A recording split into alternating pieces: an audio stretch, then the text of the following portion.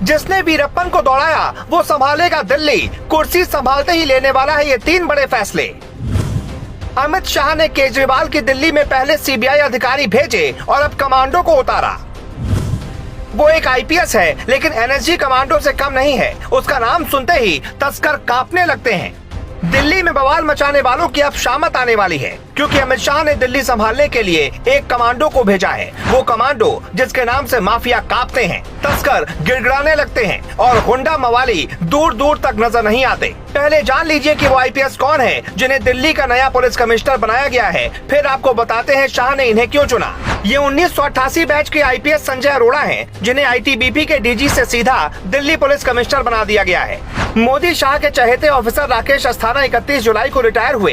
राकेश अस्थाना को सीधा सीबीआई से शाह ने दिल्ली पुलिस कमिश्नर बना दिया था तो खूब बवाल मचा था। हो सकता है संजय अरोड़ा पर भी कांग्रेस और केजरीवाल दोनों चिल्लाएं, लेकिन उससे कुछ होगा नहीं, क्योंकि संजय अरोड़ा मोदी शाह की गुड बुक्स में है। इनकी काबिलियत सुनकर आप खुद कहेंगे कि देश की राजधानी का कमिश्नर ऐसा ही होना चाहिए। राजीव गांधी की हत्या के बाद तमिलनाडु के सीएम पर हमले का खतरा था, तब संजय अरोड़ा ने ही प्लान बनाया था।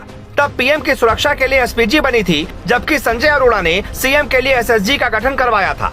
संजय अरोड़ा को वीरता पदक, पुलिस पदक, राष्ट्रपति पुलिस पदक और संयुक्त राष्ट्र शांति पदक मिल चुका है। संजय अरोड़ा तमिलनाडु के कई जिलों के एसपी रह चुके हैं। 1991 में एनएसजी कमांडो की ट्रेनिंग ली थी, फिर ट्रेनर बने। जब कुख्यात चंदन तस्कर वीरप्पन का आतंक बढ़ रहा था तो संजय अरोड़ा ने ही उसके गैंग को खत्म किया था। संजय अरोड़ा ने वीरप्पन के गुर्गों को जंगलों में दौड़ा दौड़ा कर मारा था। उनके बाद आईपीएस के विजय कुमार ने वीरप्पन का एनकाउंटर किया था, जो फिलहाल जम्मू कश्मीर के उपराज्यपाल के सलाहकार हैं। कहते हैं जो भी अधिकारी मोदी शाह को पसंद आ जाता है उसे वो बड़ी जिम्मेदारी दे देते हैं।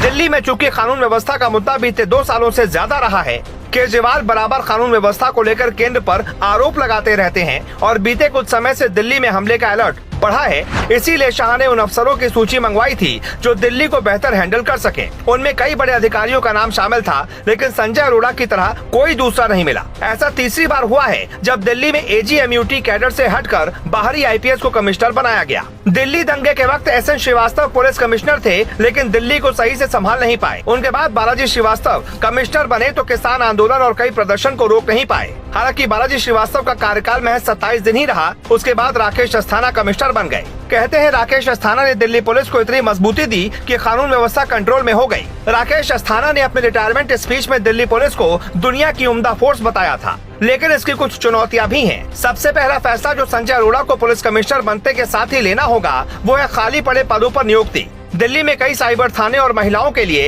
हेल्पलाइन खुली है, लेकिन पुलिस की वैकेंसी 2 सालों से बिल्कुल भी नहीं हुई। ऐसे में करीब 12,000 जवानों और अधिकारियों का पद उन्हें तत्काल भरना होगा। दूसरा फैसला पुलिस कर्मियों और पब्लिक के वेलफेयर से जुड़ा हो सकता है। राकेश अस्थाना ने थानों में 2 शिफ्ट में ड्यूटी लगाने की परंपरा शुरू की थी, लेकिन जो पुलिसकर्मी या अधिकारी बिना छुट्टी ड्यूटी से मानसिक तनाव में थे, उन्हें लेकर कुछ खास नहीं किया।